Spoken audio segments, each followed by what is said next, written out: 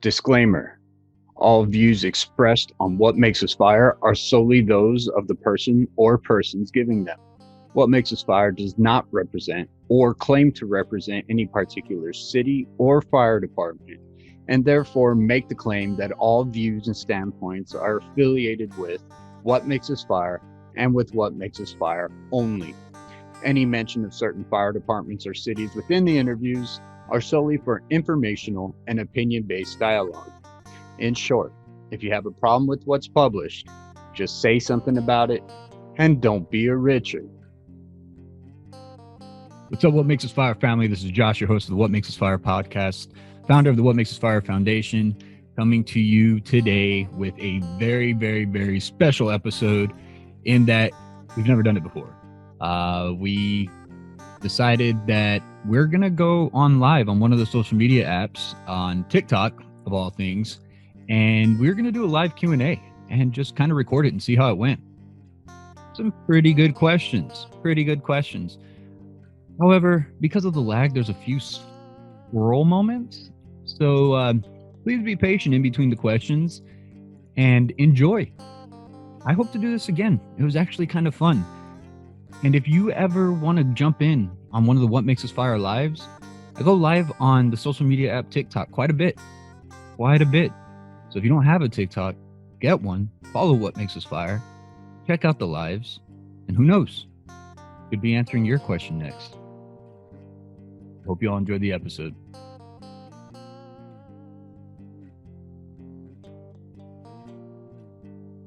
Guess what we are doing, you guys? You'll never guess. You'll never guess. I mean, you might guess, but maybe. I don't know. There's only 5 of you in here. That's okay. We literally just started. What is up?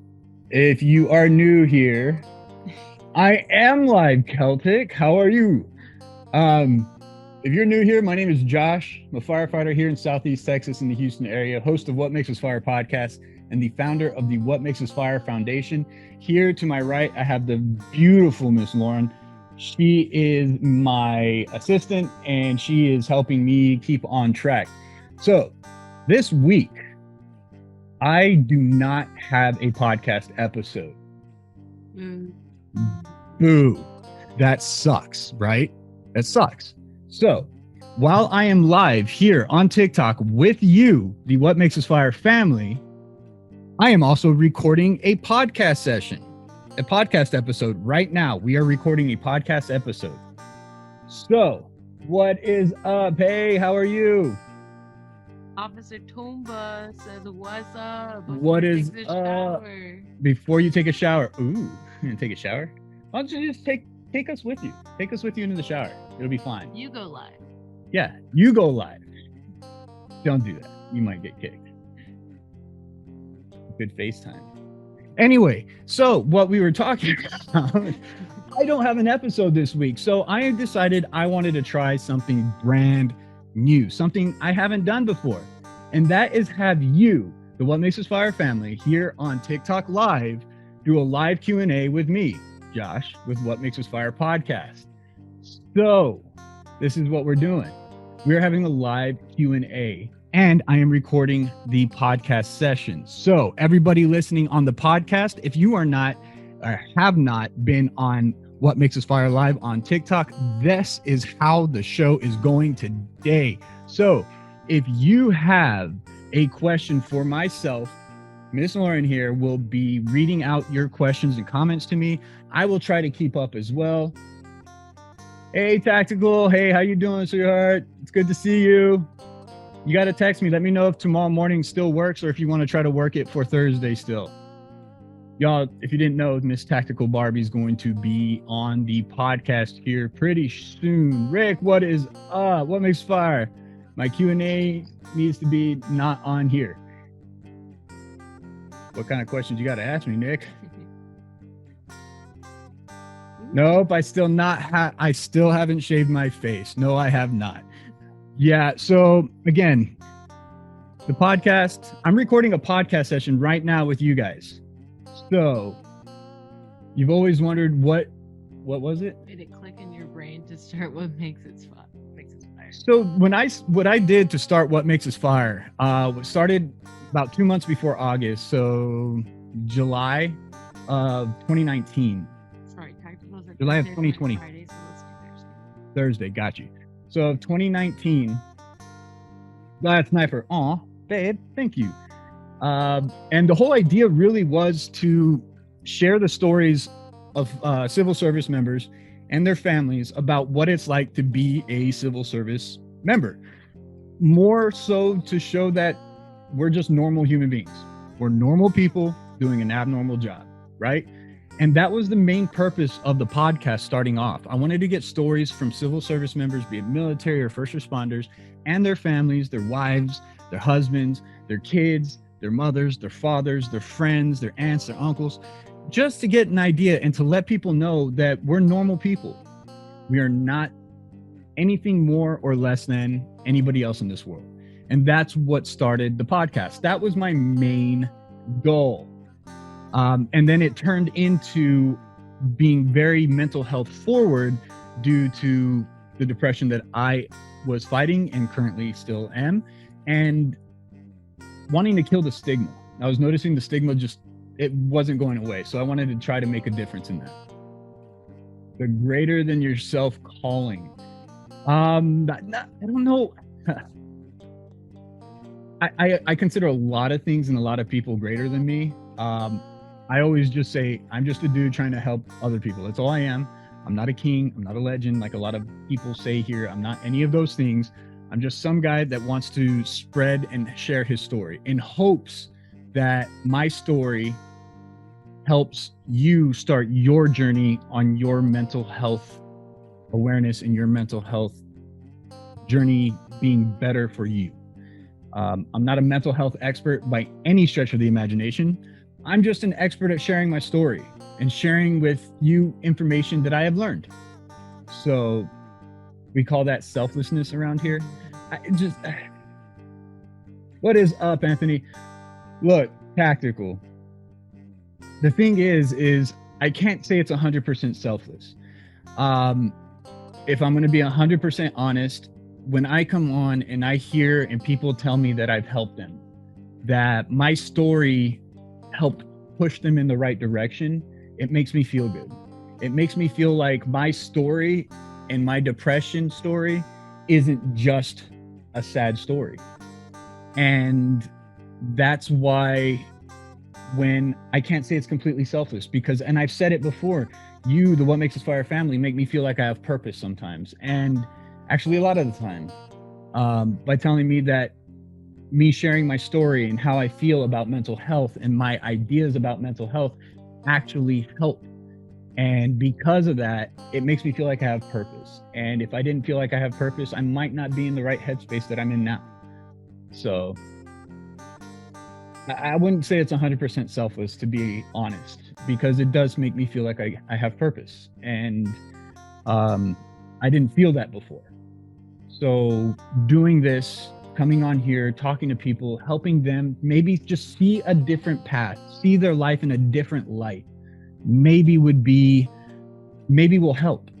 Just a different point of view. Look, I can't make anybody be better. Anybody that wants to be better has to make that choice on their own.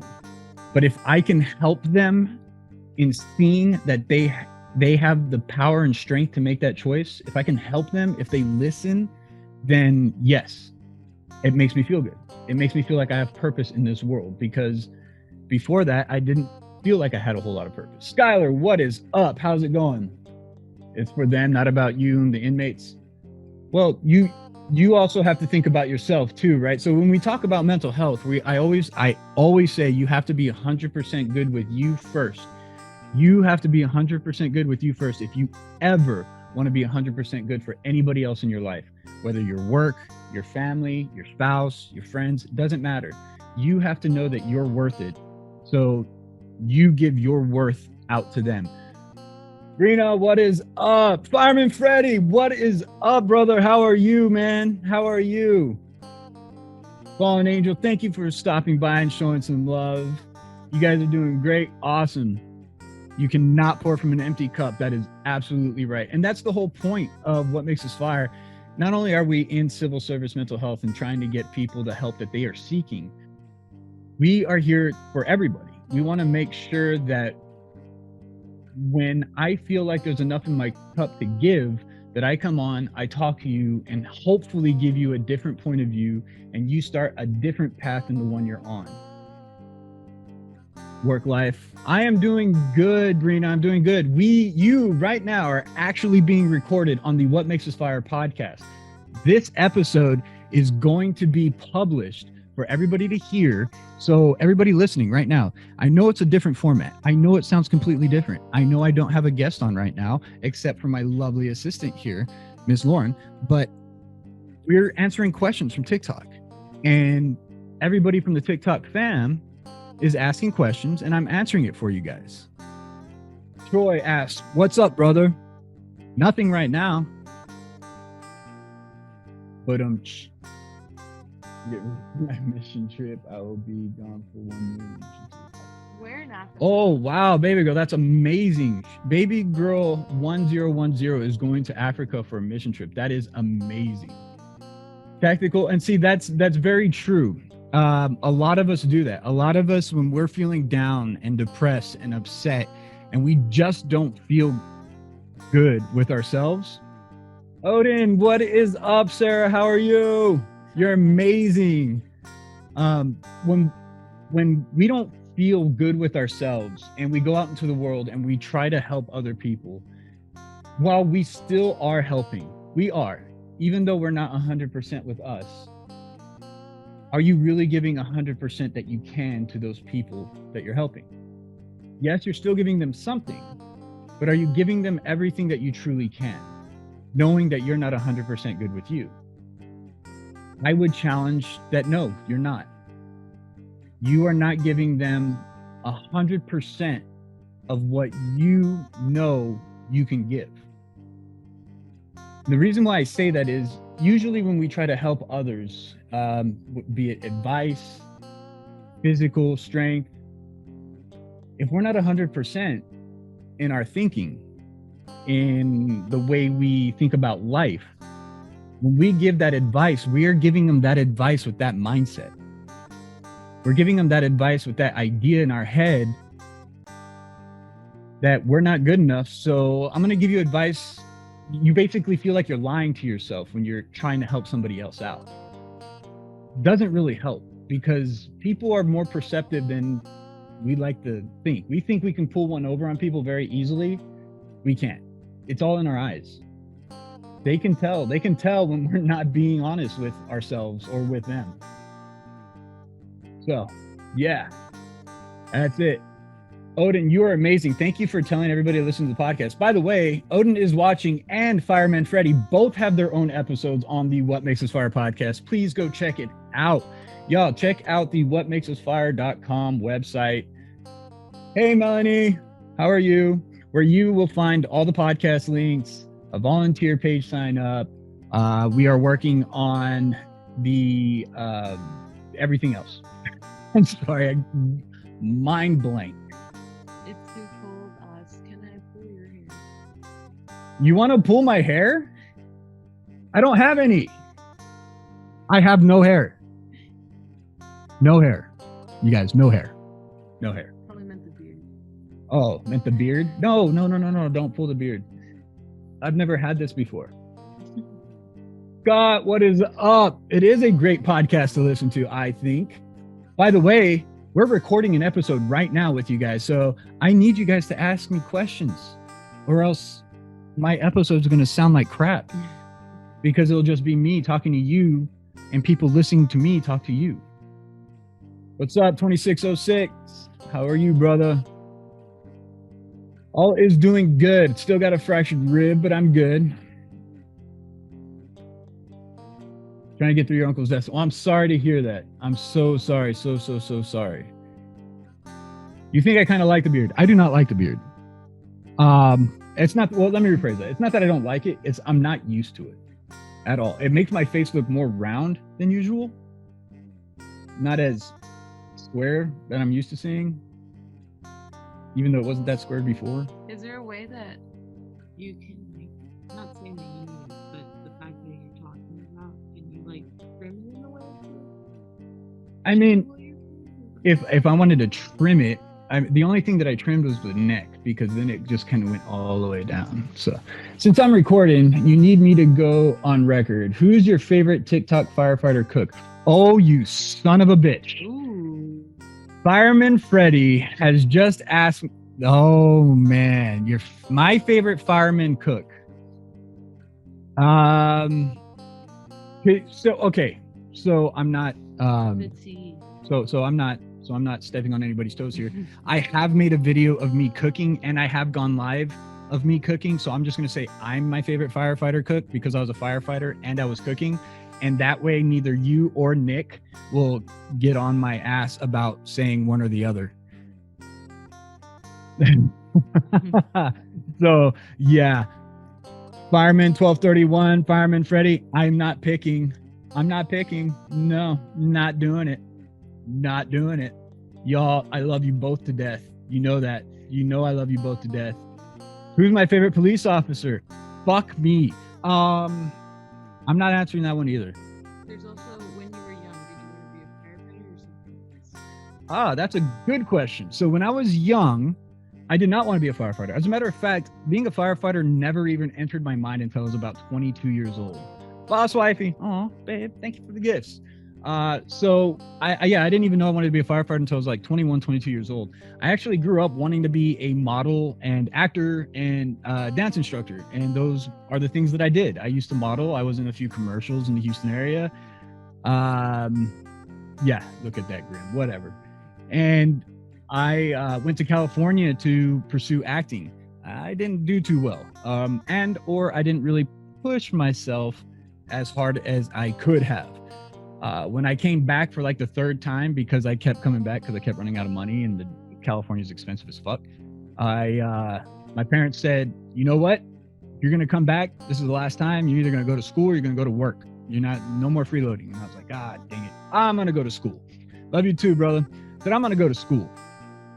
And so literally on the drive to the college, I had my girlfriend at the time reading the certification booklet, like all the certifications the college offered from the booklet. And she's just reading them out. And I'm like, no, not that one.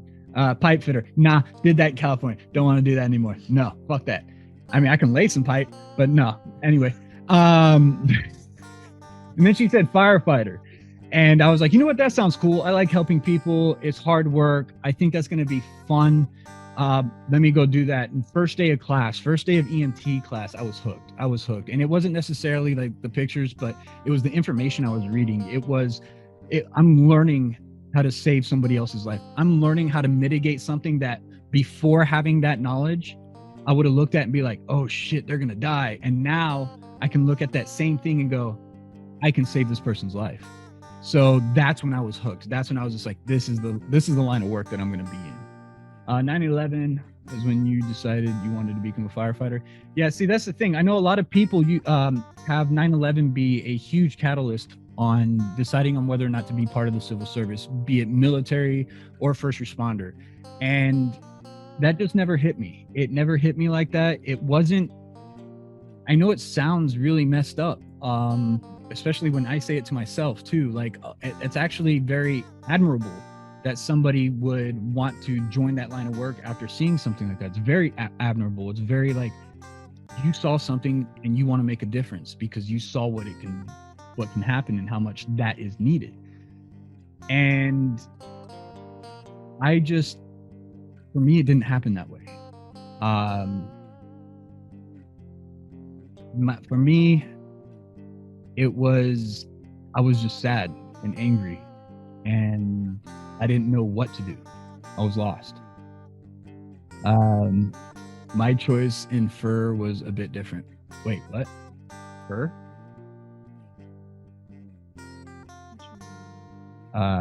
Lauren. Mine was the Grand Prix fire when you were 13. What was your okay. Lauren, you're talking about wild. Well, Lauren's a wildland firefighter, so she actually goes through fire seasons. So Lauren Fire 2232. If you're on the podcast and you're going to listen to the podcast, Lauren, I'm talking about you now. So after this, you're going to be able to go listen to the podcast and hear me talk to you now, but on the podcast, talking to them later. I'm confused. Anyway, Lauren is a wildland firefighter, and they actually have fire seasons, believe it or not. And wildland firefighting is one tough fucking job. I mean, you want to talk about needing some knowledge. You got to be a meteorologist. You got to be, a terrain specialist. You got to be able to read topography. You got to be able to read different types of maps, wind. Forest fires literally create their own weather system sometimes if they get big enough. And having to have all that knowledge on how to mitigate that stuff is extremely amazing, and just because of all the stuff that goes into it.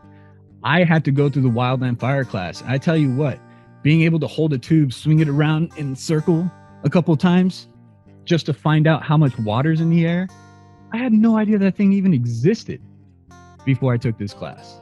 And yes, that happens. It is such a huge operation. What is your answer to the question, what makes us fire? Wow. That is a very good question, Southern Girl Leo 11, Tony. So, I don't know. That's as simple as that. I don't know. There's something inside all of us civil service personnel with all of our backgrounds, all of our completely different outlooks on life, our history, our morals, our political beliefs, our sexual orientations, our genders. There's such a huge diversity in everything that makes us who we are as people. And then we go off and do this one job where all those different types of people have this one common goal. Where did we get that drive to do that one common goal?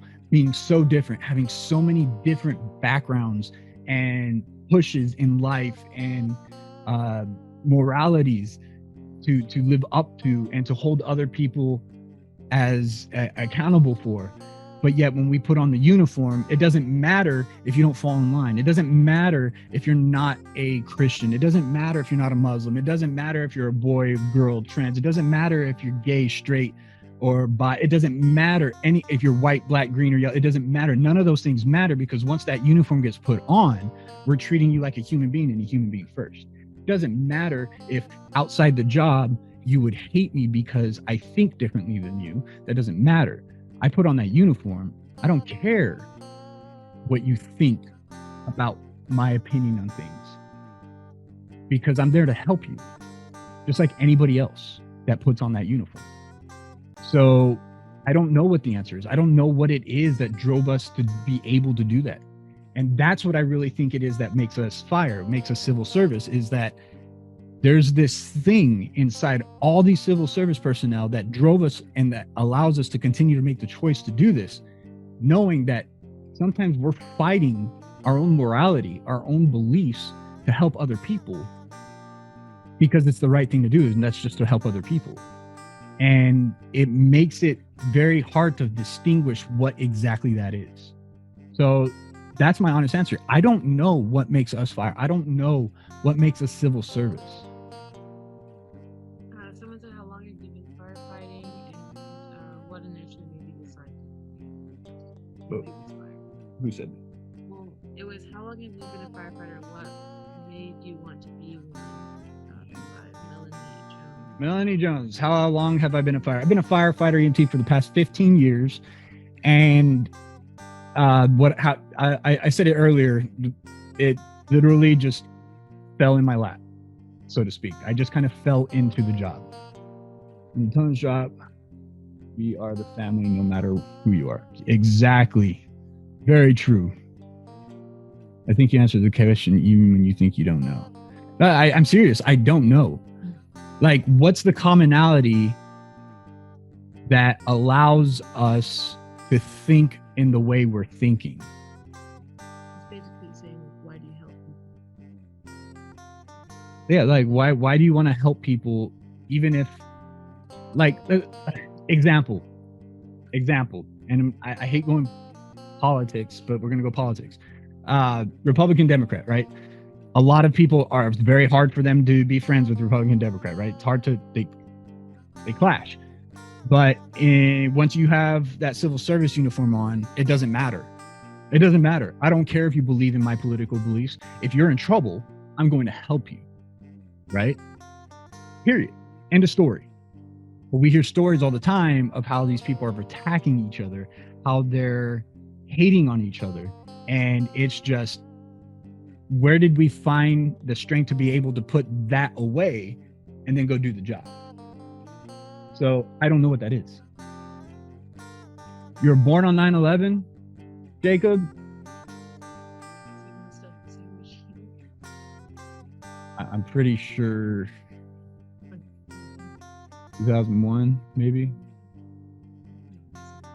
I don't know why you said 11 either. Yo, please do me a huge favor.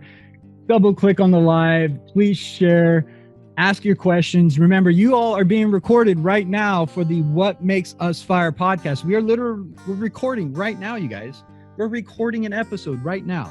So when you go and listen to this episode, you're going to hear me rambling on and on and on, waiting for you guys to ask me a question. So if the episode sucks, I'm going to blame it on you.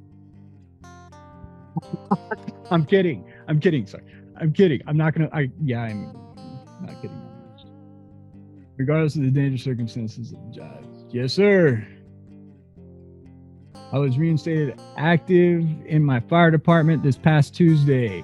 Awesome. Female volley firefighter. That is amazing. How do you turn off work from family? That is actually a really good question, Lauren. And I'll tell you what I do and what I learned, what you should and should not do. For me, I don't turn it off. Because here's the thing, as a human being, you can't turn it off.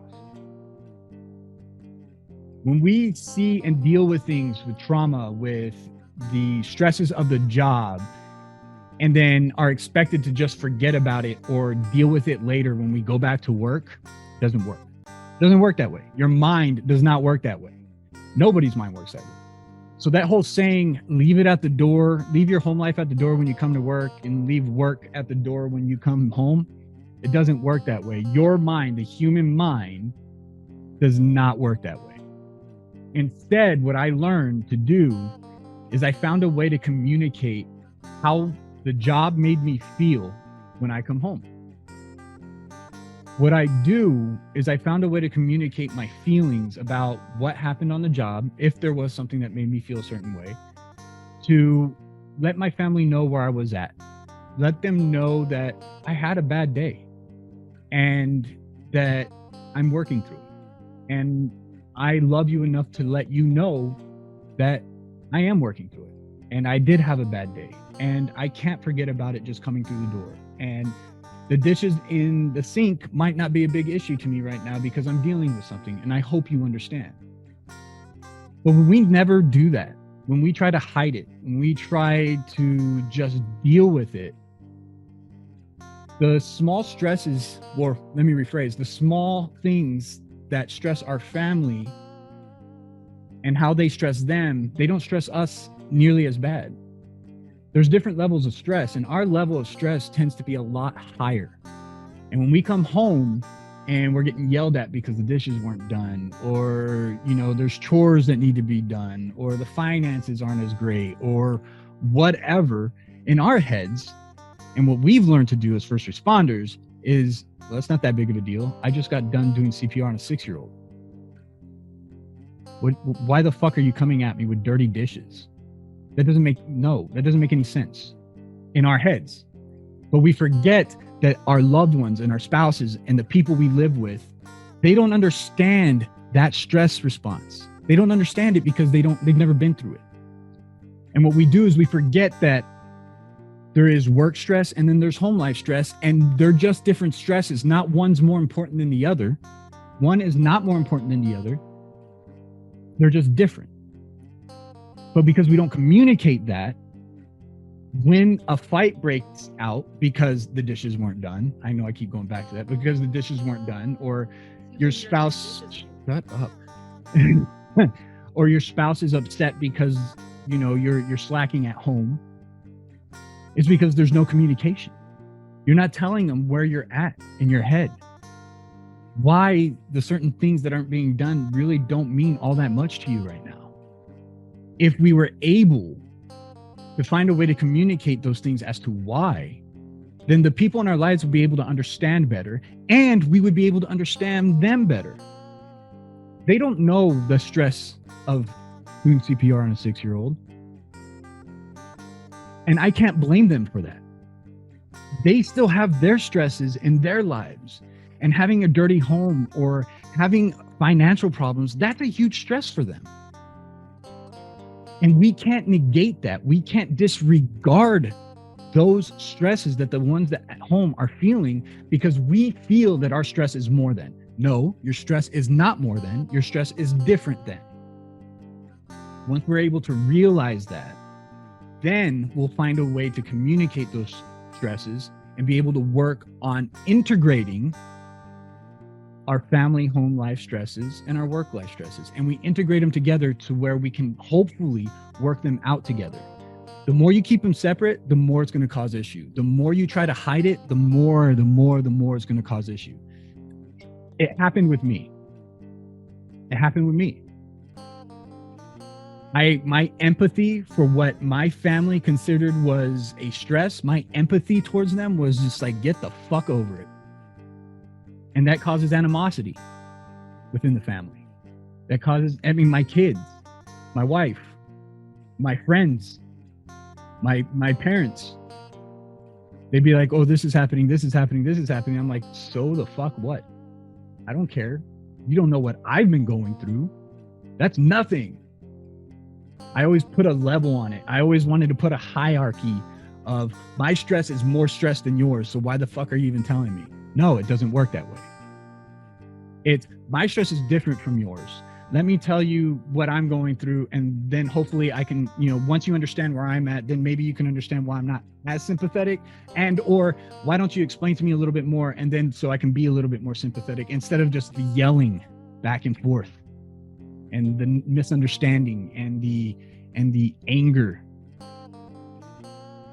Love slap from Billy Yee. What is Billy? What is up, boo? How you doing, buddy? But yeah, Lauren, Laura, that's my soapbox. I don't think you should separate it. I don't think you should leave work at the door. I think you should actually allow the people in your life to know where you're at. So there was, like how you put the others first when you put on your uniform. Some uniform people don't do that. There's Who was that? Melanie Jones, and then Jacob said like when they were hollering defund the police, and they said like this was towards you. Okay, so here's the thing. We're not going to get political. Okay, not going to get political, but I am going to say something towards the Melanie Jones, that when some people put on the uniform, they don't think that way. The key word being some. All right. Some does not dictate the majority. Do not let the minority and the shitheads dictate the majority. All right. That'd be just like saying somebody in your family did this, or somebody that looks like you did this, somebody that thinks like you did this. That means you must be that much of an asshole too. That's not fair. That's not fair to any line of work. It's not fair to any person in general. It can be doctors. It can be a group of friends. It can be a group of friends. You have one friend that fucked it all up. And so then all the friends are now looked up as fuck ups when none of them are. It was just that one person. It's not fair. It's not fair. Do not let the few define the majority. It's ridiculous. How does your wife and family feel about you?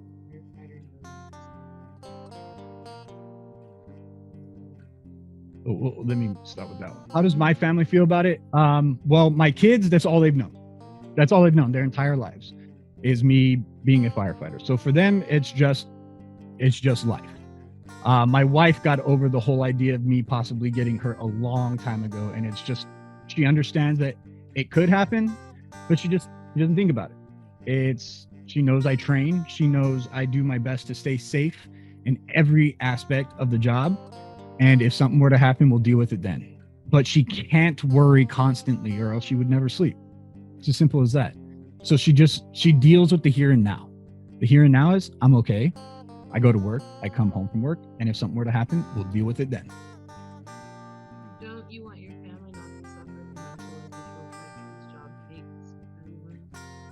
So like I said, Lauren, you have to be able to find a way to communicate how you're feeling with the family.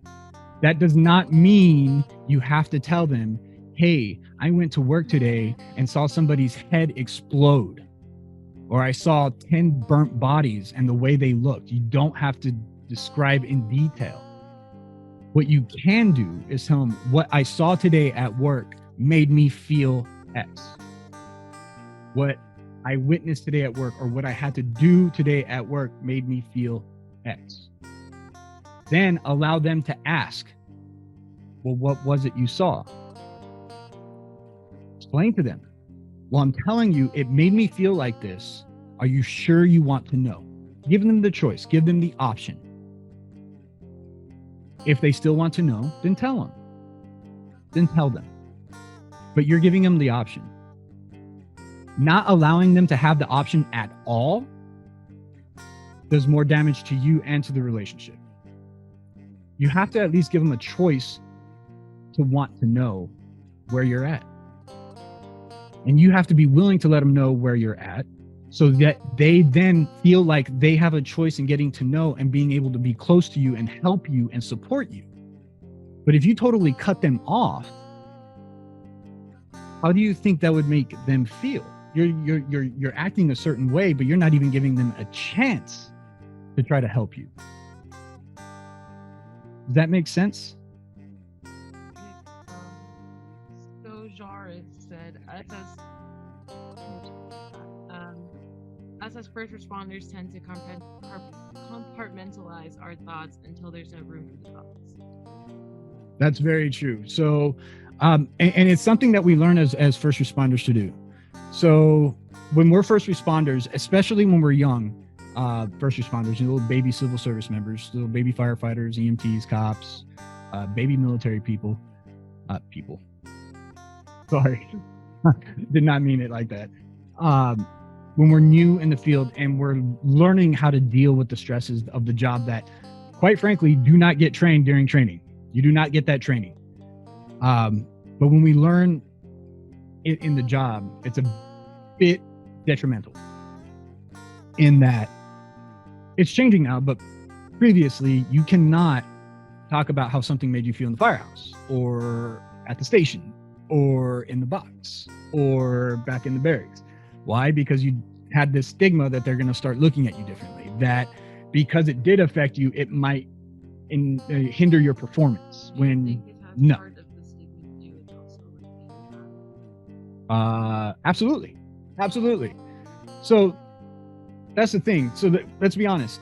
The civil service realm is a male-dominated job area, right? Civil service, be it military or first responders. Generally, it's male-dominated. On top of that, we all know about the stigma of being a male. We know that 40% out of a large number of men, only 40% thought that they can talk about getting help when they had suicidal ideations. That means 60% of men who did have suicidal ideations felt like, nope, can't talk about it, don't want to talk about it, ain't going to talk about it, because they had this idea that if they did, they'd be less than. So on top of that, you have this civil service job that has horrible statistics on its own already. So the civil service realm is just not beneficial for mental health whatsoever. However, that's what Makes Us Fire is about. We're in the process, and we are in the business. We are having the mission of changing that. Mental health should not be another thing that we have to worry about coming and doing our job. Getting help for mental health should not something we have to worry about. I mean, shit, we already got to worry about cancer, as a firefighter and getting burnt, getting run over on the side of the road, as a cop getting shot at, getting hit on the side of the road, as an EMT with all the illnesses that they're around, possibly getting a bloodborne illness, being exposed to just horrible, horrible things. On top of all that shit, we still have to worry about mental health? No, that should not be an issue. What should happen is if when we start feeling bad, when we start feeling like we do need help, then there should be a route for us to take that is not so hard to take that we can't take it. Okay. Lauren Fire said, how did you break the stigma of not locking it up and actually talking about things? So, Lauren, it took me hitting rock bottom for me to start talking about it. It took me having something happen on September 20th of 2020. It was a Sunday, a day that I'll remember forever, a day that I'll never forget, a day that could have changed the outcome of my life and my family's life. It took me hitting rock bottom. And that's why I started breaking the stigma, not only for myself, but in hopes that another brother or sister out there in the civil service realm will not hit where I hit. For other people, sometimes it's a aha moment. Sometimes it's listening to somebody else, a fellow brother or sister, somebody within the realm, just hearing their stories, finding the strength to do it themselves. But I think really it all comes down to you making the choice to do it. And finding that strength within yourself is going to be different for everybody. Again, for me, it was hitting rock bottom and like really realizing, shit, I need help. I need help.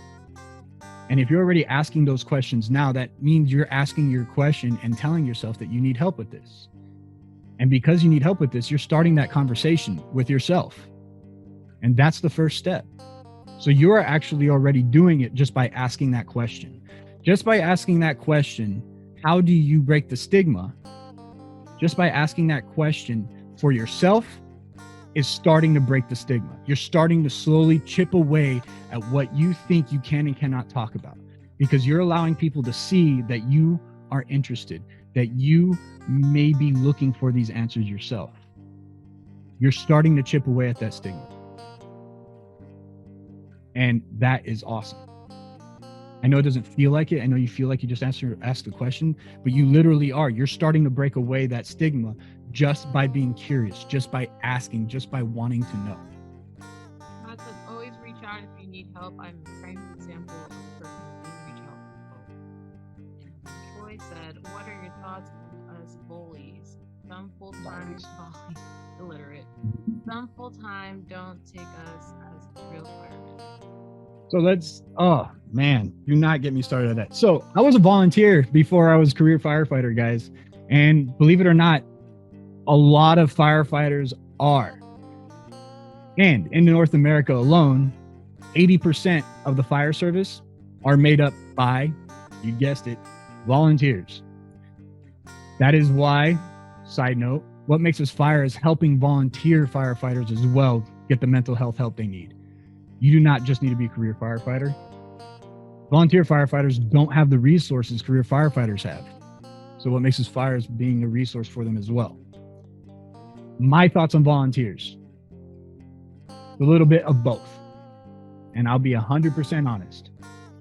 I think sometimes there's those bad apples in the volunteer service that come in, think they know it all, won't listen to anybody, and won't listen to somebody that might have more experience that comes in after that volunteer, and it puts a bad taste in their mouth.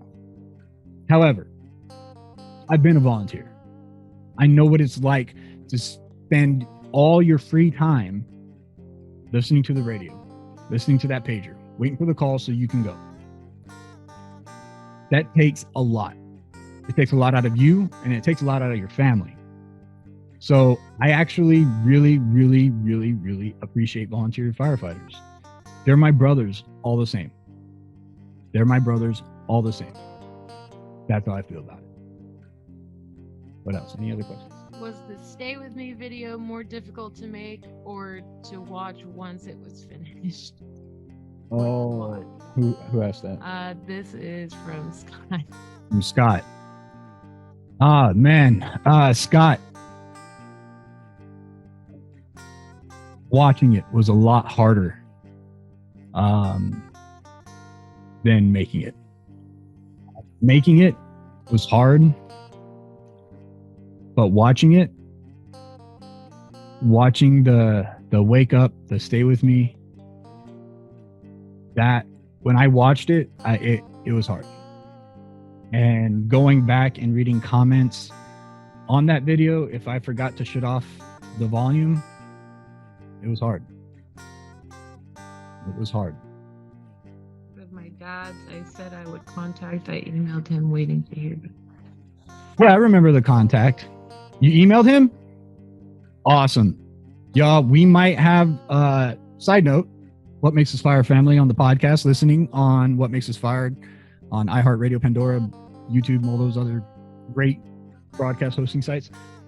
And you, my TikTok family, we might have a huge contact being made. Stand by. Side note, you guys want to be a guest on the What Makes Us Fire podcast? Too late. You're not. No, I mean like an actual guest, like talking to me. Go to WhatMakesUsFire.com. You make a $50 donation, write podcast guest in the notes, and that'll get you an entry into a raffle we're having where you will win being a featured guest on What Makes Us Fire podcast. You'll sit down with me. We'll have a conversation. We'll talk. We'll hang out. They'll get edited. They'll get published. You will be heard around the world. When I say around the world, I mean around the world. On iHeartRadio, Pandora, Buzzsprout, Apple Podcasts, Amazon Podcasts, Pandora, Spotify, a whole bunch of others, YouTube. So, also, second and third place, we'll also be getting a gift/surprise. So go check us out. Go to WhatMakesUsFire.com. If you make a $50 donation, in the notes, write podcast guest. That'll put your name in the raffle to become a guest, a featured guest on the What Makes Us Fire podcast. If you guys heard any of the podcasts, you know that our conversation can go for an hour and a half. Hell, it can go for 3 hours. It all depends. But you will be on the podcast with myself in the What Makes Us Fire studio. We'll be sitting on the What Makes Us Fire black couch. I didn't say casting couch, she did. All right. What's the next question? Who we got? Well, I'm Ugly says, hey, and how are you? I'm doing well. That's a good question. How are you? And, You're not ugly. Melanie Jones says, how many bad fires have you been into, and have you ever been injured in a house fire? Any fire? Have I been injured in a house fire? I haven't been injured physically. Well, I guess heat exhaustion is, I guess, a physical injury. Gets really hot in Southeast Texas. And it was beginning of shift. We haven't had breakfast, hadn't had a whole lot of water. And I had heat exhaustion, woke up in the back of an ambulance. So, yeah. All right, got a hard question, and it's a touchy one. All right, hit me with it. I ain't scared. If you guys ever see someone out in public with What Makes Us Fire merch list, oh yeah, that's something else. Real quick, side note. If any of you out there see anybody with What Makes Us Fire gear, whatever, if they're wearing it, whatever, please do not be afraid. Walk up to them. Tell them, hey, I'm with What Makes Us Fire. I'm part of the What Makes Us Fire family too. Would you mind taking a picture or something? And then send it to us. Please send it to us. info@whatmakesusfire.com. You can send it to us. Go to the website. You'll see the email that you can send it to. Send us those pictures of you wearing your What Makes Us Fire merch. It would be so appreciated. And then along with that email, let us know that we can put you on the website, because that'd be kind of cool. Just saying. My favorite question to ask my comrades. Are you okay? I mean, really okay. That's a good question, Scott. No, I'm not really okay, but that's okay, because I still am dealing with a lot of stress right now. But I'll get there. You rewrote that question like 5 times. What question 5 times? Lauren said, do you become hesitant on when a girl enters the firehouse as a new firefighter? No, absolutely not. No, I do not become hesitant at all. She got hired. She better be able to do the job. But that guy that walked in right after her, he got hired. You better do the fucking job. I don't care who you are. I don't care what you look like. I don't give a shit. When that shit hits the fan, I better be able to trust you that you're going to do everything you can to get my ass out. My thing is that you should be able to do the job just as well as I do, if not better. If you're able to do that, if you're able to keep up with me and or do the job better, I don't care who the fuck you are. I just need to know I can trust you and that you're going to do everything you can to get me out. I don't care what you look like. You can be the scrawniest little freaking person in the world. You can be the Hulk walking through that door. I don't care. I don't care. I don't care if you got a dingling between your legs or you got nothing. Don't care. You better be able to do the job. Simple as that.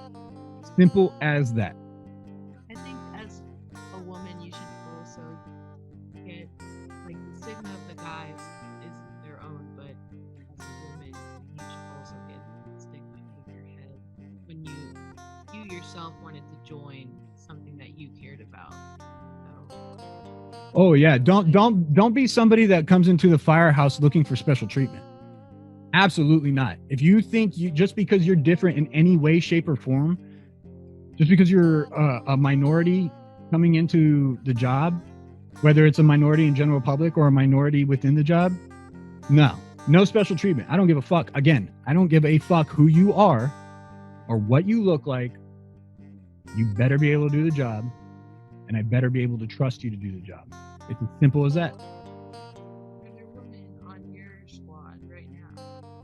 Not on my squad, but on my shift. Yes, there is, but not at my current station. We do have women that work with us, but the thing is we don't look at them as, I don't look at them as like, it's a woman, it's a man. It's a firefighter. Yes, I have a firefighter that happens to be a female, but I don't care about the female part. So I have another firefighter there. You know, she can outwork half of the guys on the job, but that doesn't matter because she can still just do the job. That's all I'm worried about. All I'm fucking worried about. Now, you want to start playing the minority card? Start playing the you got to treat me special because of this card? No, fuck you. When I say you are just like everybody else, you are just like everybody else. I'm going to rag on you just as hard as I rag on my brother over here. I am going to treat you and yell at you when you fuck up just as hard when my brother over there or sister over there fucks up. It doesn't matter. It doesn't matter. You're in the job. This whole male, female, what you like, what you don't like bullshit out the window. For me, I don't give a shit. Prove to me you can do the job, and that's all I need to know. But that goes for anybody and everybody, not just females. It goes for everybody. All right, anyway.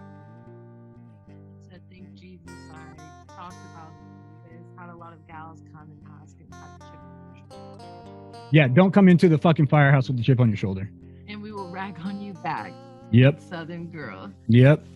You got in trouble for coming out of the shower without a shirt, where we share with EMS.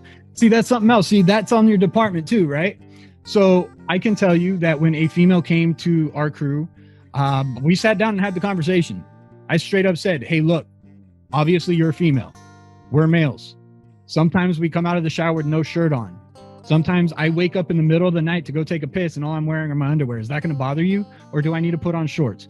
But I'm going to do that for any one of my guys too. If something's going to make them that uncomfortable that all I got to do is just put on a pair of shorts, then, oh, potty break. If that's going to be it, then yeah, I'll do it. Hey, can you do me a huge favor? No, I want whiskey. So underneath the microwave in the cupboard underneath the microwave, there's brown peach with some ice and then brown peach. Thank you. Okay.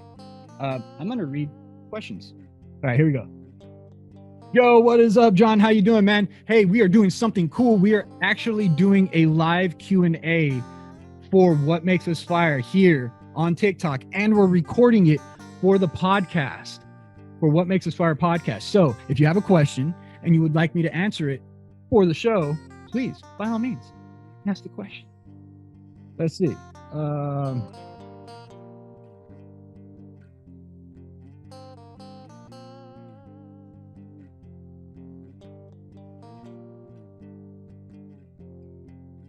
Sorry, guys, I'm looking at your questions. All right, nobody's asking any questions. But yeah, back to the whole female-male thing. Again, I don't give a shit. And be, again, open and honest. Be open and honest. Be straightforward. This is a job. This is a no bullshit job. Most civil service jobs are no bullshit jobs. Do not bullshit with each other. Seriously. No bullshit. Now we know where your stash is. Yes, you know where my whiskey's at. Can I address bipolar depression and anxiety? Absolutely, I can.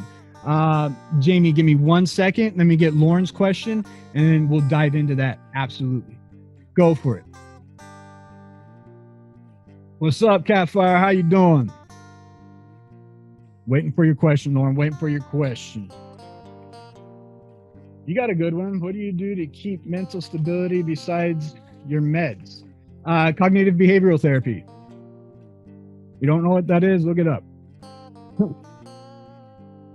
I'll get back to that as well. When you know someone going through some hard stuff but don't want to push it, but you see them struggle. I know where you're going with that question. That's actually a really good question. So, as a peer supporter, because that's what you're asking. You're asking, how can I be a peer and support another peer that I see is having a hard time, but just doesn't want to start the conversation, right? There's a few things you can do without pushing. You're not going to like the answer to the first one. You're going to go up to them and you're going to admit and be honest with them about how you are going through and have been getting better with your depression, your PTSD. Open up to them. I found that opening up to somebody that might find it a little bit more difficult finds it easier to open up to somebody else that they can relate to, that might understand where they're at. It's easier to open up to somebody that you feel understands. It's easier to open up to somebody that you feel is going to actually listen because they kind of get it. If that doesn't work, ask them. How do you deal with it, man? I'm going through, how do you deal with it? How do you deal with everything that's been going on? I'm having a hard time with this, or I had a hard time with this. How do you deal with it? I mean, what's going on? You're not pushing. You're not telling them you see something going on immediately. You don't want to start it that way. You don't want them to get defensive. If they keep saying no, they keep pushing you away, you can tell them. And that's when the straight up honesty comes out. Hey, I've noticed you've been acting different. I've noticed you've been doing this. I noticed you've been saying that. What is going on? How are you doing? Because from where I'm standing, it doesn't look like you're doing too good. If they tell you to fuck off, If they tell you they don't want to talk about it, at that point, you could have gotten yourself a drink too. Think about it. You want a drink? Yeah. Just bring the bottle up here. Be honest with them. Now, if that doesn't work, that's when you got to take the step. If you're really concerned about their well-being, you have to take the step and start running it up the chain. Yeah. They might fucking hate you for it. Yeah. They might stop talking to you. But you know what? At least you help them get a second chance to forgive you. You help them get off that ledge. You found a way to make sure that maybe later on in the future, they'll forgive you and realize that what you did was to help them. Instead of not saying anything and never having that chance again. Because you didn't want them to be mad at you. Let them be mad at you. How do you try to someone to understand that they absolutely do have PTSD and they won't admit it? Ooh, that's a good question. Who asked that question? Who asked that? Colleen. Well, first, Colleen, I would say to you, if you think they're showing signs of PTSD, be honest with them again. Say, hey, I think there's something going on. I think you are suffering from this. But be honest. Tell them, I could be wrong. I'm not a psychiatrist. I'm not a therapist.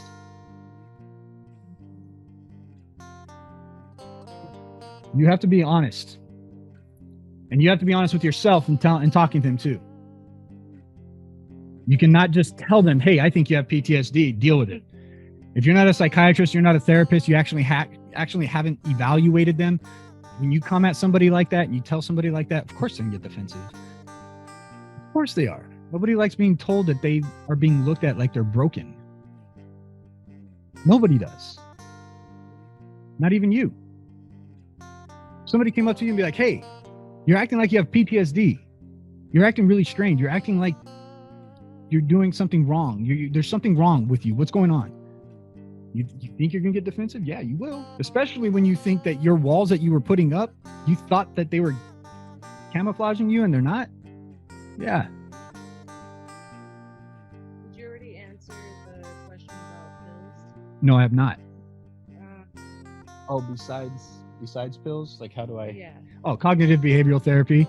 All that is just trying to rewire my brain, rewire my thought process. Whenever I start feeling down, I start thinking about, okay, why am I feeling down? I process the feeling, find out why I'm feeling that way. Is there something I can do about it now?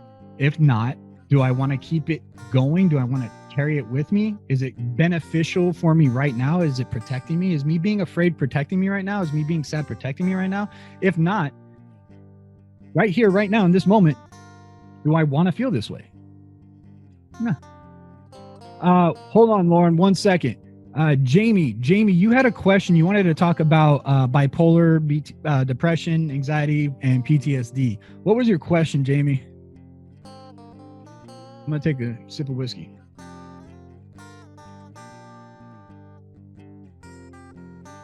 Man, this is actually really good stuff, y'all. Bipolar, depression, anxiety. Would you address bipolar? Yeah, I said I would address it. I was waiting for her question. Yeah.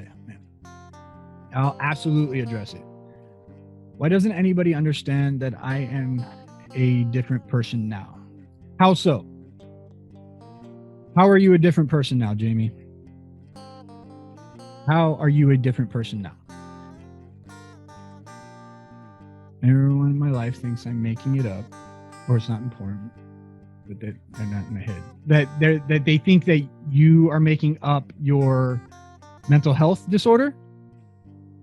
If that's what they're thinking and they don't believe you, then they're not bringing you up. It's okay to push them back, recover yourself. That way they can see the actual process that's being made.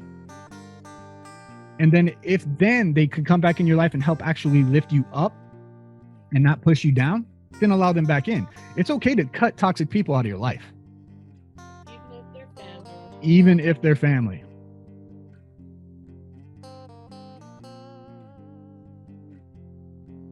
One thing my therapist told me was you have to do things for yourself, and you can't keep doing things for the people that you love as much as you'd like to, because the thing that happens is you keep doing things out of their expectations that sooner or later they're going to keep asking you to do backflips and stuff whenever you can't even do it. You know, you kept trying to do a backflip for them, but you know, they're going to keep asking you to because you keep saying yes, and you need to put yourself first in that aspect and tell them, hey.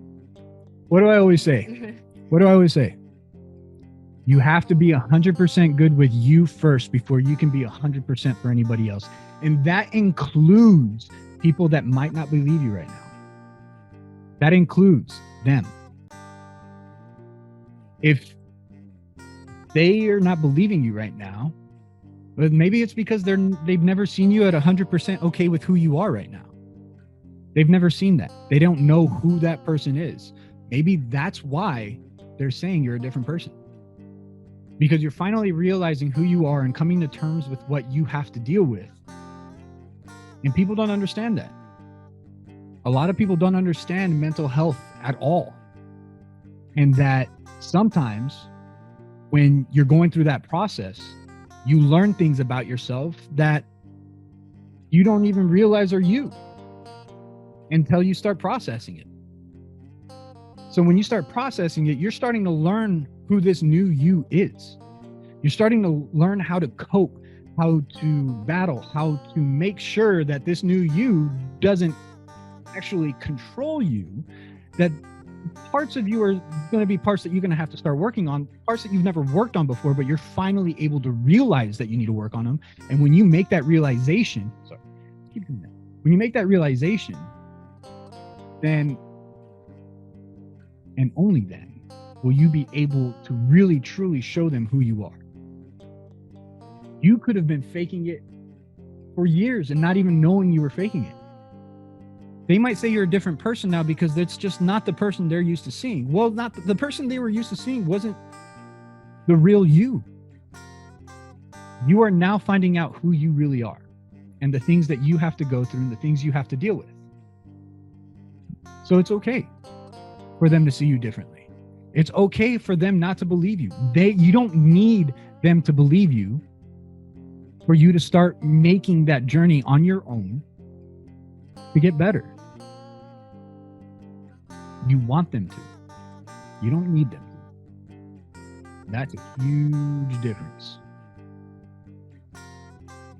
Our biggest demons live between our ears, a dark place no one else could ever see unless we share. That is very true. And the only way we will ever get help in battling those demons is to share. End of story. Nobody goes to war alone. Kind of like what you said off of the stress part and like it being different stresses, you know, it's like people don't see the different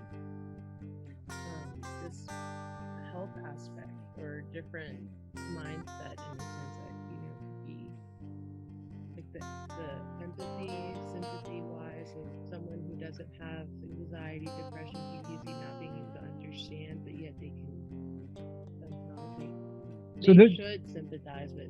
They're not going to be. They'll be able to sympathize. They will not be able to empathize. So there's a difference. Empathy is being somebody that actually can know or understand the exact feeling because they've either been through a similar situation or are going through that situation. So having empathy is different than sympathy. Sympathy is knowing about the situation, never really experiencing it, but knowing that it could be upsetting or bad, and having sympathy towards that person, knowing that they're going through a hard time. Not truly understanding it, but knowing it's kind of hard and not really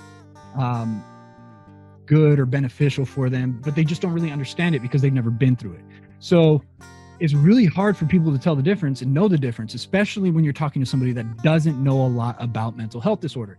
You know, when you have mental health disorder, and this was me before, I had a mental health disorder. I didn't know I had a mental health disorder.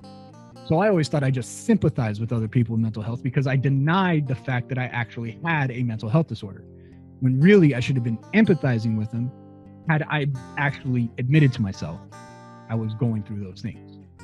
So we need to know the difference between sympathy and empathy. Empathy is being like an empath, feeling, knowing, understanding. Sympathy is knowing what it is, but not truly understanding. I do not keep you sane. Come on.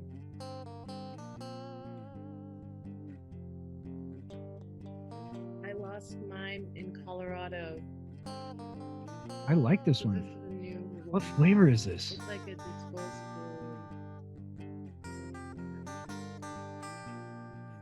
It tastes delicious. Do we have any other questions? Not yet. Not yet. So we're waiting on more questions from you guys. Remember, hey, What Makes Us Fire family, I am literally recording right now a podcast, doing a live Q&A with you. It is going to be broadcasted all over the world, me talking to you guys. Matt Fire. Bro, Matt Fire. Man, how you been, brother? Good to see you. This is all stuff you need to hear. Bro, you know you can always call me. You haven't called me in a while, so call me. Danita, what is up? How are you? Firefighter Girl Truth 710. I had one a while back. I'll repost it. Okay, repost it. And yeah. There's a delay, you guys, on the podcast, people listening on the podcast that aren't on this live here on TikTok and they're just listening to me talk and answer these questions. There's a lag on TikTok. And sometimes all of a sudden TikTok will give me like 5 comments in a row. And it's kind of hard to keep up. Have I ever had an injury, but because you are the breadwinner? I know where this question's going.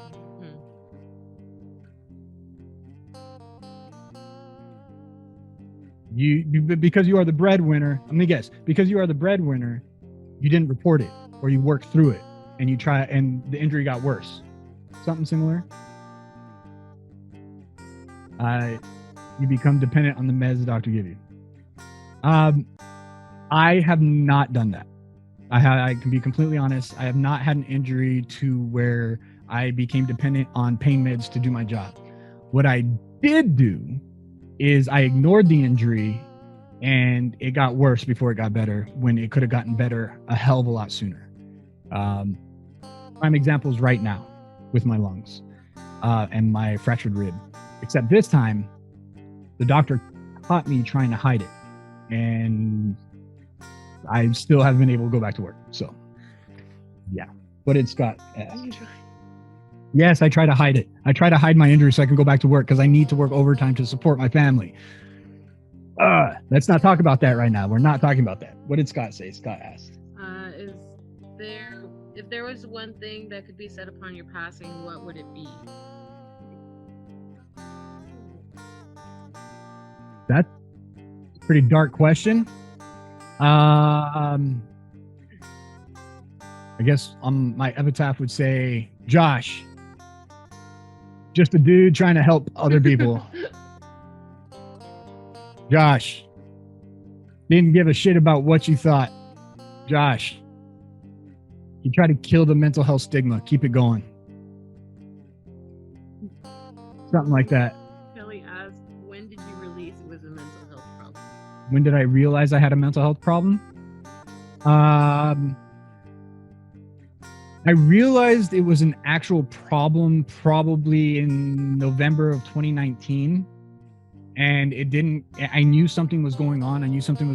But I didn't really realize how bad it was until last year on September 20th.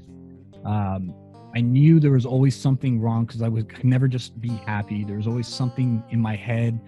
And I knew there was something. I just never knew exactly how to get over it, so to speak, or work through it. I had no realization of what mental health illness was. I thought I knew what depression was. Like, oh, depression, that just means when you're sad. No, it means so much more than that. And anxiety, oh, that just means you worry a lot. No, it's a lot more than that too. So, what would I want people to say about me? Whatever the fuck they wanted to say about me. Scott, I'm really that simple when it comes to that. No, I don't care if you call me. I don't care. I don't care if you think I was a great man. I don't care if you thought I was a horrible person. I don't care. Like, look, I am so good. I am so good with myself now and where I'm at in my head that I know I deserve to be who I want to be. And who I want to be is not dependent upon anybody else and what they think about me and what they have to say about me. Is it nice? Sure. I'd be a fucking liar if I didn't say it was nice to have people say nice things about me. But do I care? No, I don't.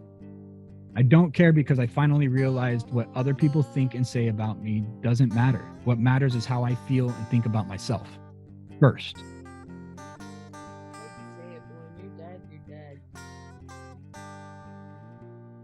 Do I ever think about giving up fire? Good question, Lauren. Good question. No. And yes. But no. Here's the thing. If What Makes Us Fire Foundation grows to a point where I can retire early from the actual fire service, I will do it. I will retire early so I can dedicate 100% of my time in trying to save my fellow brothers and sisters in civil service from suicide. I will dedicate every waking moment to it. Right now, I can only dedicate a certain time when I'm not on the job. I love my job. I wouldn't want to give it up for anything else in the world except for knowing that what else I have is going to help my brothers and sisters and keeping them alive and starting to lowering those numbers of being 10 times more likely to develop a mental health disease, that are killing ourselves 4 times faster than the general public and 4 times more. If I can dedicate every waking moment to that, that would probably be the only reason why I would give up fire. But it's not really giving up fire because I'm still helping my brothers and sisters within the fire service, within civil service.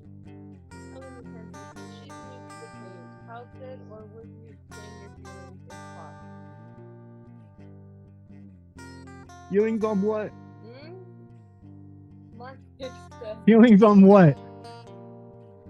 Marcus said, how does my wife accept that her mom is causing toxic problems with mom?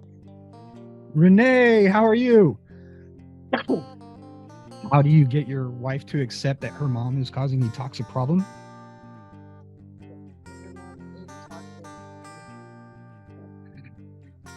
Does she even believe that for a little bit? There's a lot more to that. It can be just your opinion on what it is and not her opinion. At that point, there's a communication issue. I miss you too, Renee. Hey, guess what? Hot Mess Jess, what is up? You guys, we are doing a live Q&A session that we are recording right now here on the What Makes... Say hi, you're being blocked. On the What Makes Us Fire podcast. Me and Lauren here are recording a podcast session with you on TikTok and doing a live Q&A. So this is going to be actually broadcasted. So any questions you have, anything you would like my opinion on, my idea on, anything, doesn't matter. It can be fire, it can be mental health, it can be spaghetti, pizza, I don't care, whatever. Anything but politics, let's shoot for it. Let's go. Firefighter Girl Truth said, if you were not a firefighter, what would your next line of work be? Yeah, that's a good one. Yes, her first name is Lauren.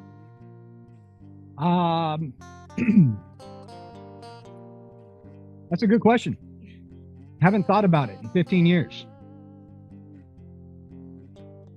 It would just be a job that I can provide my family well enough for. If I wasn't a firefighter.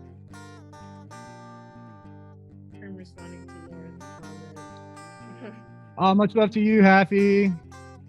Hi, Lauren. Yeah, he said your name, and I got confused at one point, and then I clearly saw your name.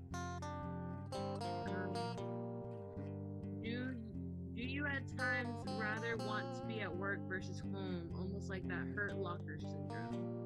Yes, absolutely yes.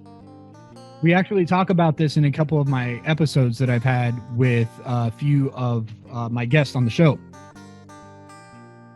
So it's funny when we were talking about home life stress and work life stress. When you're a civil service member, you learn really quick how to deal with work stress in a way that works for you, right? So when you come home and you don't know how to deal with the home life stress, you want to go back to work because at least that stress you know how to deal with. At least with that stress, you know what you can do to deal with it, right? But when you come home, those same tactics don't work. They do not work. You can't just shut it off. You can't just say, I'm good. It doesn't work that way. So yeah, there's been times when It's like staying in your car when you get home. yeah, exactly. It's like staying in your car when you get home because you don't want to go inside and deal with the home life stress, right? You'd rather just be alone. But going to work is like that stress that you know how to deal with. It's the stress you literally trained your mind to deal with, right? So yeah, absolutely. I have. However, now that I've opened up and I'm allowing myself to let my family know where I'm at, now I'm good with whatever. What's the best go-to meal for the department? Spaghetti. Lauren called it $1 million spaghetti. Spaghetti, chili, or gumbo down here in the South.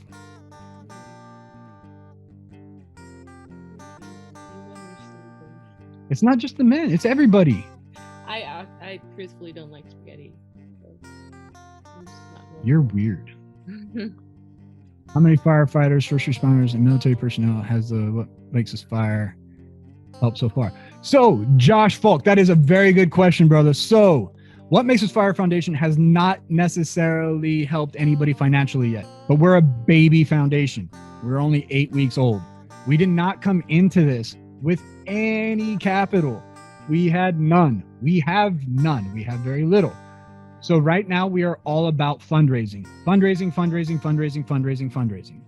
I am shooting for the stars. I am looking to make the What Makes Us Fire Foundation a $1 million nonprofit by the end of the year. But to start giving grants and start offering grants to fellow civil service members, we have to hit at least a 4-month capital, meaning we have to have at least 4 months of capital built up before we can start giving grants. The reason being is we want to make sure the machine that's propelling the mission doesn't fail. That means, yeah, that it won't fail, that the gears are well greased, that the brand new machine got the oil it needs, that it's got the gas it needs, that it's got the right operators, that it's got the right people looking after it, that we got the right laws in place, that we have the right contracts in place, that we have all the release forms in place, all the lawyer paperwork's good, all the IRS paperwork's good. All that stuff costs time and money. We came into this with zero capital. So we have to hit at least $375,000 before we can start giving out grants. The first year, all donations are being split 50-50. 50 towards operating costs and 50 towards the mission. Well, with a $1 million goal for the end of the year, we want to get to 100. Before $1 million goal nonprofit by the end of the year, that's still $500,000 used for potential grants to help fellow civil service members get inpatient mental health treatment and to help out their families while they're in that treatment.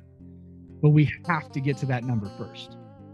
I do not want to start giving grants before we're ready. I do not want us to fail. I do not want this mission to fail. Our 2 to 3 year goal is to start lowering that operating cost down to a 30 to 35% operating cost, with our 5 to 10 year goal being solely at a 30% operating cost. There is a lot of research that I have done, and everything. Ask her. She's helped with the research. There's a lot of research that's been done. If a nonprofit is operating at 25% or below, they're failing. They are not growing. They're giving too much to the mission and not enough to the machine that's going to keep that mission going. I don't want that to happen to us. So we're fundraising. And we're fundraising right now.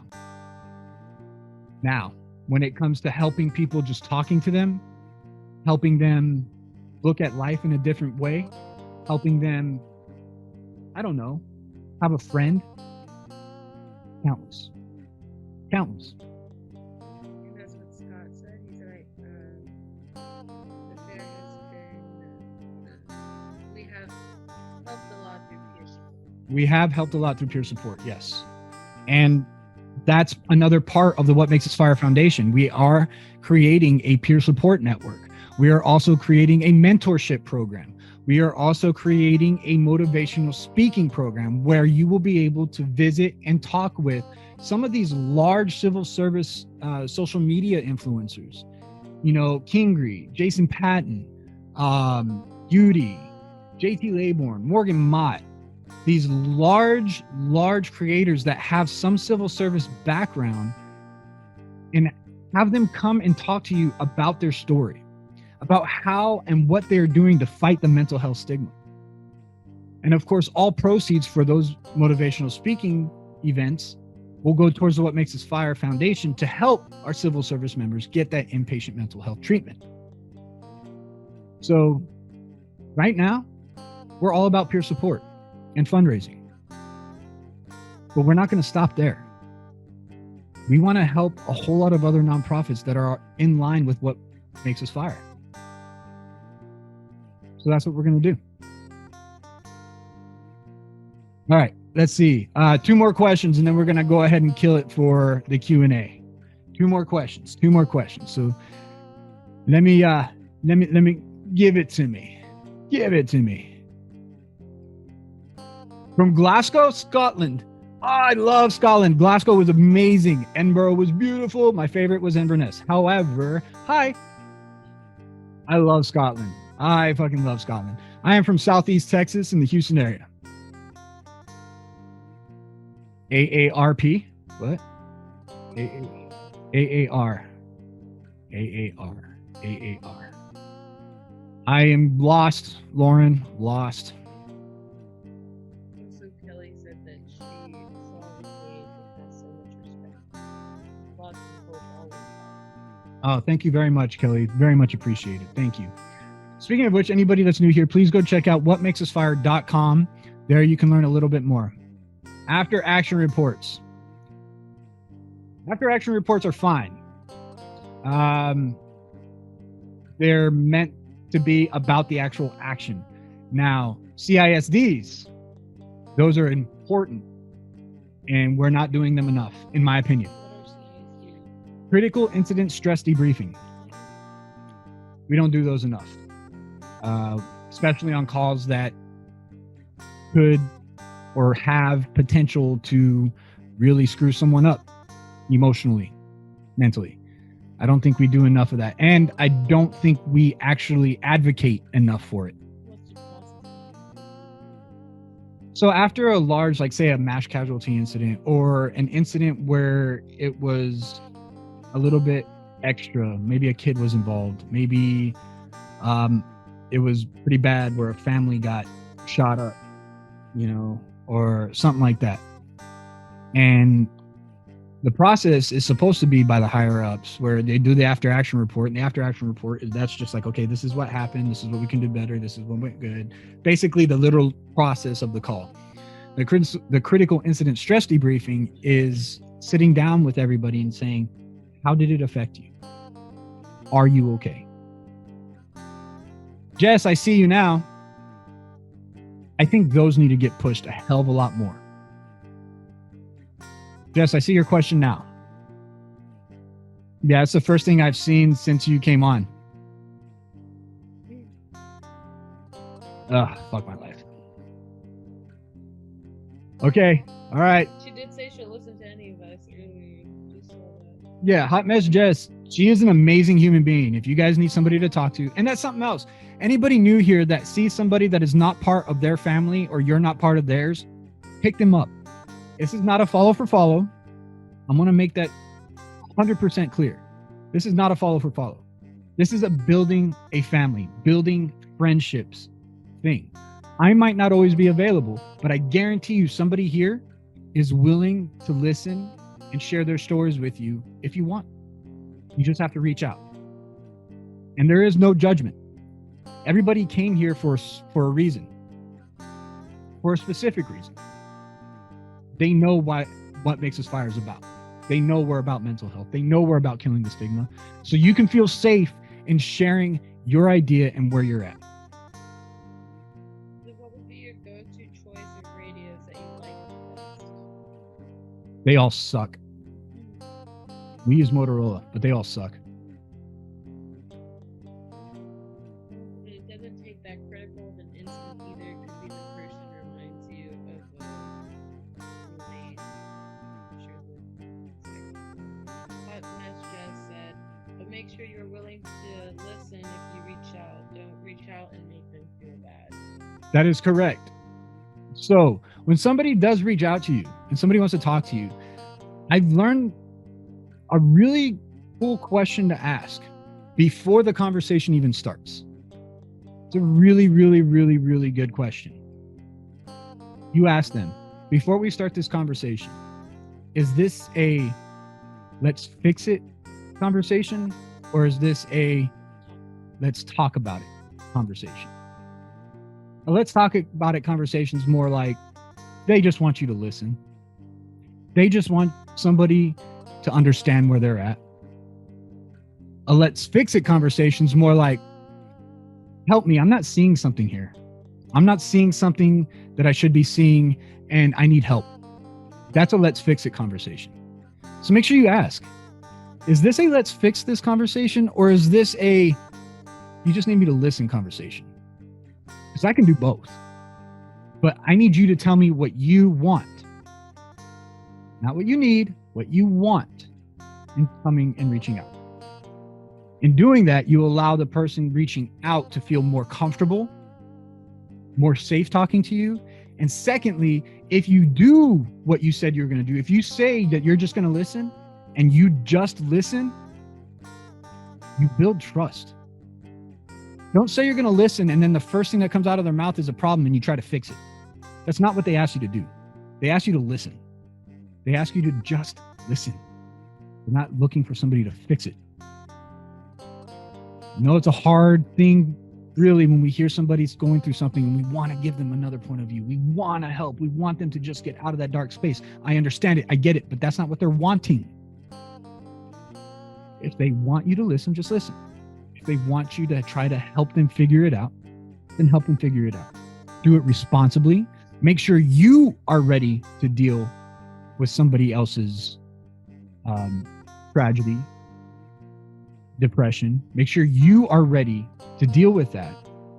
I don't want you offering to be some help if you still need help yourself. Kelly said, thank you. I work with dementia. So grateful for your guidance. And Harley Chris said you were on my For You page. Awesome. Well, hello, Harley Chris. Thank you very much. All right, one last question. I don't care what the question is. You get one last question. You hear that? What Makes Us Fire family on the podcast? One more question. Ooh, and the lag starts. Of course, when we need one more question, it takes forever. This is going to be fun editing. I don't know how I'm going to edit this. Who's going to get that question in first? Who's going to get it in first? One last question. Who's going to get it in? Sorry. What kind of fundraising are you doing? There it is. All right. Yeah, Josh, give me a call. Okay. What kind of fundraising am I doing? Josh, we are doing, Clutterbug. We are doing any and all fundraising. So if you would like to just donate, go to WhatMakesUsFire.com, hit the donate button, make a donation. Awesome. Thank you. Talk about it on social media all the time. A lot of word of mouth fundraising. Currently, we do have a raffle going on at WhatMakesUsFire.com. If you go to WhatMakesUsFire.com, donate $50, and in the notes write podcast guest, you will be placed in a raffle to become a featured guest on the What Makes Us Fire podcast.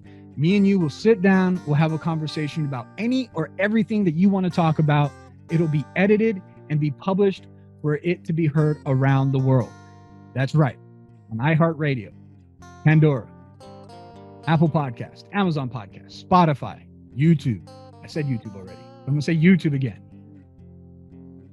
Our conversation will be heard around the world. What you have to say about your life, about life in general, your ideas, your opinions will be heard. Meaning you have the potential of helping save somebody's life, of spreading some knowledge somebody might not know. $50 donation. Make sure you write podcast guest in the notes. We'll get your name in the raffle. Every $50 that you donate gives you an extra spot in that raffle. So if you donate 100, you get 2 spots. 150, you get 3 spots, and so on and so forth. Also, we will be giving a gift for 2nd and 3rd place raffle winners. Just something we're doing. It's a fundraiser. We're trying it out. It is a month-long fundraiser. We will be doing the raffle live and showing who the winner is live online. That way everybody knows who the winners are going to be. And yeah, that's kind of a fundraiser we're doing. It's a zero cost fundraiser for us. So that's something that we're trying to do. Also, we're asking the What Makes Us Fire family to spread the word. Talk about us. Share the podcast with your friends and family. Share the social media sites. Share the actual website. If anybody wants to talk to me, tell them to reach out. Email us at info@whatmakesusfire.com. That email will get directed to me, and I will get back to them. We're trying to grow. The What Makes Us Fire Foundation is trying to grow in any way, shape, or form that we can. And the only way we're going to grow and grow fast is through you, What Makes Us Fire family. I said it from the beginning. Before we were even a foundation, I said that the podcast was going to grow through the What Makes Us Fire family, and I meant it. If you don't know if you can trust me, if you don't know if you can trust the What Makes Us Fire family or the What Makes Us Fire Foundation, I don't want your money. If you don't believe in our mission and if you don't believe in what we're about, I don't want your fucking money. We will grow without you. We will. We'll grow without you. I'll find a way to make this work. So if you're a sponsor, but you don't believe in the mission, you're just looking for a way to have your name get out there, I don't want your fucking money. I want people that believe in what we're about, that believe that the stigma of having a mental health issue and talking about it is actually not a bad thing, that it doesn't make you weak. It doesn't make you weird. It doesn't make you incapable of living a life. If you don't believe those things, I don't want you here. But if you want to help, you want to fight that stigma, and you want to help save people's lives because you know mental health is an actual disease, that depression is an actual disease, that all it is that your brain is not firing like the general public's, like most other people's brain. But you know that you can change that, I want you. Are you somebody that's willing to share your story about how you're fighting the stigma? And you're not afraid to let people know that you battle with what you battle with? I want you. Are you not afraid to tell people that you're not okay? That you're broken, but you're working through it? We want you. We want you in this family. It's okay to not be okay. It's just not okay to stay there. We have to remember that. It's easy to say it's okay to not be okay. Yeah, but we also have to remember to tell them it is not okay to stay there. And remember, it's okay to just be okay too. You don't have to be happy all the time. If you're happy all the time, you got to screw loose. If you're sad all the time, you got to screw loose. You need to be striving for peace. or calm. Allowing life to be what life is when it happens. And then let it go. Prepare for the future. Don't worry about it. And just be happy with where you're at today. It's a lot easier said than done. Trust me, I know, because I'm doing it right now. I'm battling it right now. But in saying all that, What Makes Us Fire family, thank you so much for joining us on the first TikTok Live Q&A recorded podcast session. When you guys are ready, I will let you know when this podcast episode will be published. We're still recording right now, by the way.